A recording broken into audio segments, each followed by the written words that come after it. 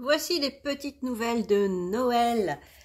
Pourquoi je vous dis ça? Parce qu'il s'agit du pire des Noëls, qui est un recueil de nouvelles justement autour de Noël, sur le thème de Noël, principalement avec des nouvelles un peu thriller, un peu épouvantes. Et pour cause, c'est la Ligue de l'Imaginaire, les membres de la Ligue de l'Imaginaire qui ont écrit chacun et chacune une nouvelle. Donc, vous avez les auteurs et les autrices ici. Et donc, les bénéfices sont reversés au Rire Médecin, qui est donc une association de personnes qui se déguisent en clowns et qui vont faire rire et sourire les enfants qui sont hospitalisés. Nous avons une vingtaine de nouvelles qui ont toutes, comme je l'ai dit, pour thème un Noël et deux un petit côté épouvante, thriller, polar. Donc nous avons, je vais pas vous raconter chaque nouvelle forcément parce que ça fera trop, parce que ça vous gâcherait un peu le plaisir. Donc c'est pas la peine. Il y a des nouvelles, il y a un peu tous les styles, il y a des nouvelles un peu drôles, comme celle d'Agnès Abécassis. Il y a un côté très humoristique dedans, huis clos humoristique. Vous avez des nouvelles qui sont beaucoup plus sombres, je pense à celle de Mireille Calmel qui est très très sombre. Des nouvelles pince sans rire, il y a des nouvelles à chute, celle de Leipsker, c'est vraiment les deux derniers mots où on découvre le poteau rose.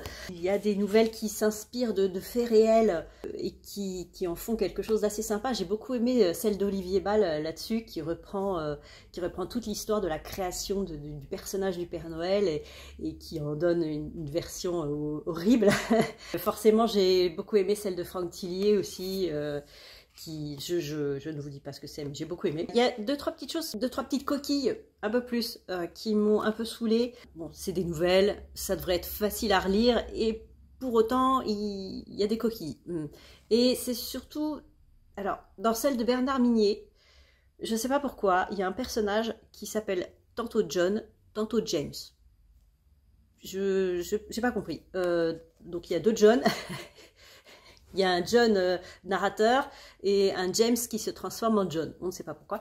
Voilà, mais mis à part ça, c'est assez plaisant quand vous aimez le thriller, le polar, l'horreur, etc. et que vous en avez marre des romances de Noël. Prenez ceci à la place, c'est beaucoup mieux. En plus, c'est super court, vous pouvez même les lire de manière détachée. C'est dommage, ils auraient dû faire un recueil de l'Avent, c'est-à-dire 24 nouvelles. Et on lit une nouvelle par jour en décembre, du 1er au 24. Ça c'est une idée pour l'année prochaine, d'accord? Au lieu d'en faire que 20. Il y a un peu de tout, humour, frisson, obscurité, c'était très sympa. Mes préférées, je crois que c'est celle d'Olivier Bal et celle de Tillier, et pour le côté consistant, j'ai beaucoup aimé celle de Mireille Calmel. Voilà. Et les autres sont très bien aussi, voilà, j'ai eu des hauts débats, mais je peux plus vous parler de toutes parce que je ne veux pas dire que ça se mélange dans ma tête, mais en lisant les titres, je ne sais plus exactement forcément à quoi ça tient. Ah, il y a celle de Lebel, j'ai adoré ces dialogues. Ces dialogues sont vraiment vrais. Ils sont vraiment presque authentiques. Celle de Nico Taquian est mignonne. Celle de Werber, elle est assez originale. C'était un peu flippant aussi, ça faisait très conte de la crypte finalement.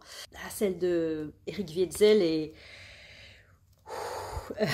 c'est assez prenant, il y a une certaine ambiance.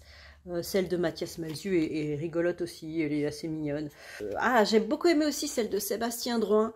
Je peux pas tout vous dire parce que je veux pas faire des jaloux. Il y a vraiment de tout, pour tous les goûts, et allez-y. En plus, c'est une bonne action et voilà, c'est sympathique à lire.